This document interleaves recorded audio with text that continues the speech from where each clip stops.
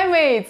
Сегодня мы с вами поговорим о том, как можно выучить английский, сидя дома в изоляции. Может быть, даже и не в изоляции, но в общем, готовьтесь, сегодня будет только самое полезное, только советы и практика про все навыки, которые мы когда-то хотели выучить. И вот в такие моменты многие начинают вспоминать про изучение языков. Так, рано или поздно многие задаются вопросом, а можно ли выучить английский, сидя дома на диване, не выходя за порог, просто не переступая. Ну и забегая немножко наперед, скажу сразу, что обучение английскому дома своими собственными силами — это возможно. И это иногда бывает даже эффективнее и продуктивнее, чем если бы вы занимались на групповых занятиях. И сегодня я специально для вас расскажу о том, как можно учиться английскому дома. Предложу вам 5 практик, которые вы сможете применять лично на себе. А помимо этого поделюсь полезными ресурсами, которые вы можете использовать, чтобы ваше обучение стал еще более эффективным. И прежде чем мы начнем, подпишитесь на канал и нажмите на колокольчик, потому что мы планируем вдохновлять вас все это время на изучение английского и закидывать вас всякими полезными советами и материалами. Ну и вообще-то мы делаем это в каждом видео, поэтому полезно будет получать их вовремя. Ну и теперь можно начинать. Поехали! Итак, самое важное, что нужно для английского, это практика. И еще хочу заметить, что не нужно думать, что из-за того, что вы сидите в 4 стенах, у вас будто бы меньше возможностей для изучения языка. На самом деле, находясь дома, язык учить бывает даже лучше, потому что намного меньше отвлекающих факторов вокруг, особенно если вы примените сегодняшние мои советы. Но об этом немножко попозже, сейчас говорим о практике языка. Итак, практика номер 1.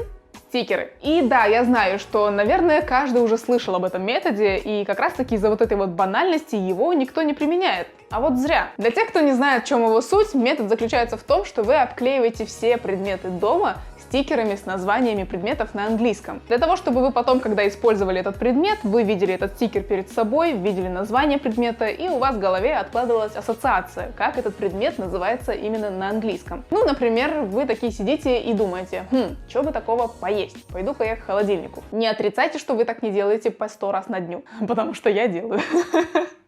Guilty! Подходите к холодильнику, видите на нем стикер fridge и думаете, о, классно, холодильник — это fridge на английском.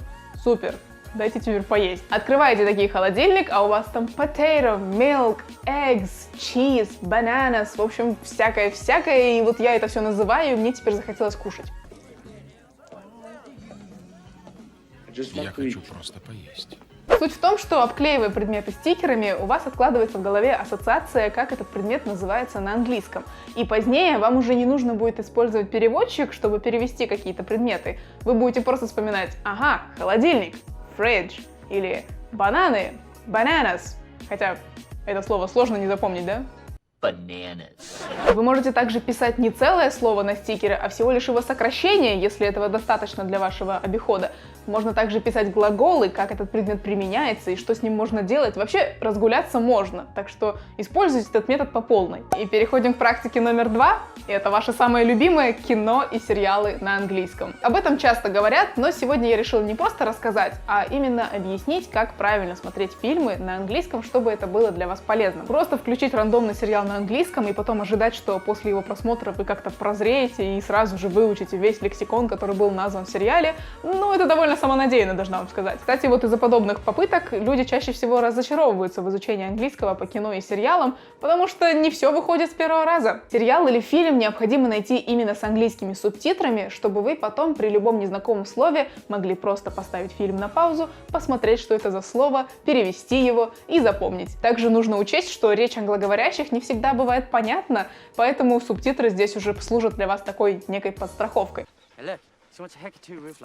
The stylish house frame furniture and the Scarher cushions with the matching shark pie cover.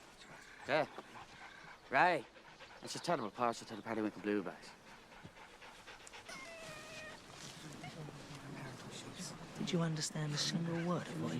И если вам тяжело смотреть с субтитрами, которые полностью на английском, можно для начала включить русские субтитры, а потом потихоньку постепенно перейти уже на английские субтитры. После того, как вы нашли сериал для просмотра, сели, подготовились, возьмите блокнот и ручку и выписывайте каждое незнакомое для вас слово, а потом делайте перевод этого слова. Таким образом, к концу просмотра у вас будет целый список новых слов для дальнейшего изучения. Попробуйте выучить все эти слова, пару-тройку раз пройтись по этому списку, а потом посмотрите фильм или серию сериала заново. Вот увидите, результат не заставит себя долго ждать. К тому же это отличная практика, чтобы улучшить восприятие английского на слух. Вы будете слышать разные акценты, будете слышать разные голоса, разные темпы речи, что позволит вам гораздо быстрее адаптироваться к восприятию английского. Практика номер 3.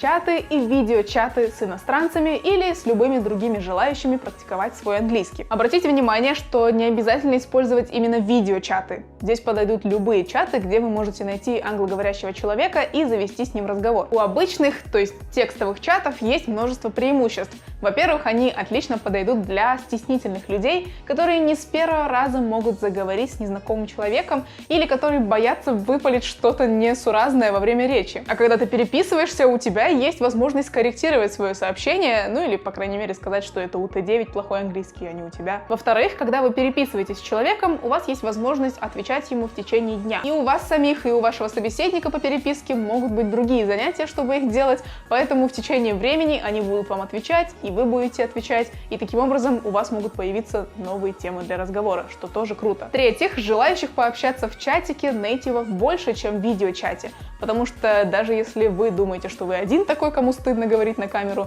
ваш собеседник тоже может стесняться, поэтому отличным вариантом для вас обоих будет именно текстовая переписка. Ну и, конечно же, текстовая переписка, она гораздо проще, чем видеосвязь, потому что не требует супер быстрого интернета, не лагает, да и к тому же сервисов, которые предоставляют подобные чаты, гораздо больше, чем видеочатов. Ну а видеосвязь, как известно, это отличный способ улучшить свой разговорный английский, сломать языковой барьер и также научиться сразу же передавать свои мысли на английском, потому что когда ты общаешься с человеком по видеочату, времени на то, чтобы подумать и придумать ответ, у тебя не так уж и много, поэтому хочешь не хочешь, придется говорить. Практика номер 4. Онлайн-образование. Те, кто еще эту практику не применял, могут значительно отставать от других в изучении английского, потому что в наше время есть очень много сервисов, которые предлагают изучать язык, не выходя из дома, оставаясь на своем любимом диване в комфорте и уюте. Причем, я повторюсь, сервисов действительно очень много. Не просто онлайн-школа английского языка, а тут вам и тесты, и книги, и интерактивные словари, и тренажеры. В общем, каждый может найти все, что угодно на свой вкус. И не буду здесь далеко ходить и что-то там новое выдумывать. В EnglishDom есть замечательный онлайн-тренажер английского языка, где вы можете практиковать восприятие английского на слух, а также учить новые слова и находить их применение в предложениях. И знаете, что во всем этом самое крутое? Этот тренажер абсолютно бесплатный, так что вы можете просто перейти туда, выбрать все, что вам интересно, и учиться. Кстати, можно подобрать тренажеры по своему уровню языка, чтобы вам было удобнее заниматься. И если вы не знаете свой уровень английского, то в EnglishDom есть специальный тест, который поможет вам это определить. Он также бесплатный, ссылку на него вы найдете в описании, так что вы знаете, чем заняться после этого видео. Проходите тест на свой уровень языка, а потом идете в тренажер и тренируетесь там. Как приятное дополнение ко всему этому ансамблю, вы также можете скачать приложение Easy Words, и у вас всегда будет удобный тренажер слов под рукой. Практика номер 5. Больше говорите. Озвучивая свои мысли или действия на английском, вы, во-первых, сможете слушать и улучшать свою речь, а во-вторых, это поможет вам в попытке перестроить свои мысли на английский лад. И вы можете меня спросить, почему это важно? Говорение, оно везде говорение, просто открыл рот и говори. Все не так-то просто. Зачастую многие, когда учат английский, не произносят ни слова и не практикуют как раз-таки разговорную часть. А потом, когда дело доходит до какой-нибудь ситуации, когда им нужно поговорить на английском, с носителем или нет, неважно, они открывают рот, слышат свою речь и зависают. Слышать свою речь на английском в первый раз бывает довольно пугающе и волнительно, и многие после этого вообще замыкаются и предпочитают молчать и лишний раз ничего не говорить, просто лишь бы не слышать этот назойливый голос. Я вспоминаю свои первые попытки поговорить на английском, и, знаете, мне не особо нравятся эти воспоминания, поэтому, чтобы такого не произошло, нужно говорить намного чаще, чем мы это делаем, для того, чтобы просто привыкать к тому, как мы звучим, ну и при этом у вас будет возможность доработать свою речь до такого состояния, которое будет вас удовлетворять. Также вы могли слышать от людей, которые изучают английский, о том, что важно не просто получать мысль на английском, а потом переводить ее. Важно научиться именно думать на английском языке, потому что процесс перевода, он обычно занимает время. Ну просто представьте, вы услышали какую-то информацию от человека на английском, потом вы ее перевели на русский, потом вы сформулировали ответ на русском, и потом вы его перевели, и только потом вы сможете его произнести. Поэтому гораздо легче просто научиться думать на английском, чтобы быстрее обрабатывать информацию. Теперь поговорим о том, как не отвлекаться во время обучения дома, чтобы это обучение было эффективным и точно уж продуктивным, чтобы вы в скором времени почувствовали результат. Можно начать с того, чтобы перевести все медиаресурсы, язык компьютера, ноутбука и телефона на английский. Ведь если мы хотим прокачать язык, он должен окружать нас везде и повсюду. Самое главное, не пугайтесь, когда вам придут первые уведомления на английском. Со временем вы точно к этому привыкнете, и английский вольется в вашу жизнь незаметно. Бывает даже и так, что потом со временем забываешь русские названия. Ой, извините, мне пришел notification. Ой, извините, а какой сегодня день? Ах, да, точно, Monday. Необходимо их комбинировать, чтобы получать более эффективный результат. Потому что, скажем, мы можем с вами вечно учить новые слова, но при этом говорить нам все же будет сложно. Поэтому очень важно интегрировать разные варианты изучения английского. Еще один хороший совет – это распределить нагрузку и разделить обучение по дням недели. Таким образом, у вас получится более периодичное обучение английского. К примеру, в понедельник вы будете учить новые слова, во вторник у вас будет грамматика, в среду вы можете послушать какой-нибудь английский подкаст, в четверг читать какую-нибудь интересную книгу, в пятницу поговорить с носителем в чате, ну а в субботу или воскресенье можно, в принципе, и кино посмотреть. Ну и, конечно же, не забывайте про хотя бы один день отдыха. Следующий совет – визуализируйте свои цели. Задайте себе вопрос, почему и зачем вы учите английский, а потом представьте себе эту причину в максимально ярких красках. Подумайте, какая ваша главная цель и причина тому, что вы учите английский, а затем распишите ее максимально детально и представьте себе ее в ярких красках, чтобы вам прям на месте не сиделось и хотелось прямо сейчас начать действовать. После этого разбейте эту самую главную цель на промежуточные шаги и поставьте каждому из этих шагов свой дедлайн.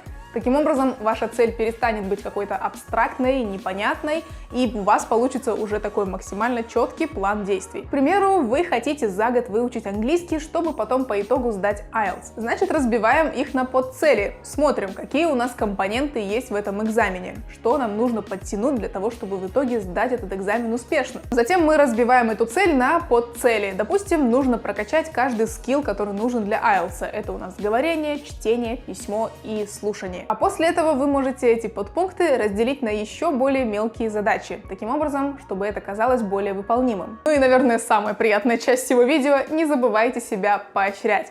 Поощрение нужно, по крайней мере, так ваш мозг воспринимает, что за какую-то проделанную работу вы получите награду, и это будет для вас легким стимулом или дополнительной мотивацией. Мозг вообще чувак очень интересный, ему постоянно нужна какая-то награда за что-то, так что если вы будете постоянно хардово работать и ничего потом не получать взамен, то он поймет, что это просто не для него и вообще прекратит какую-либо попытку получать информацию дальше. А если на каждом этапе будет присутствовать какое-то поощрение, вы будете себя как-то хвалить, то это и будет дополнительной мотивацией для вас учиться дальше. Ну что ж, теперь вы точно знаете, что учить английский дома — это не только возможно, это еще и можно сделать интересно, увлекательно, а самое главное — продуктивно. Не забываем, что вы можете пройти тест на свой уровень знания английского.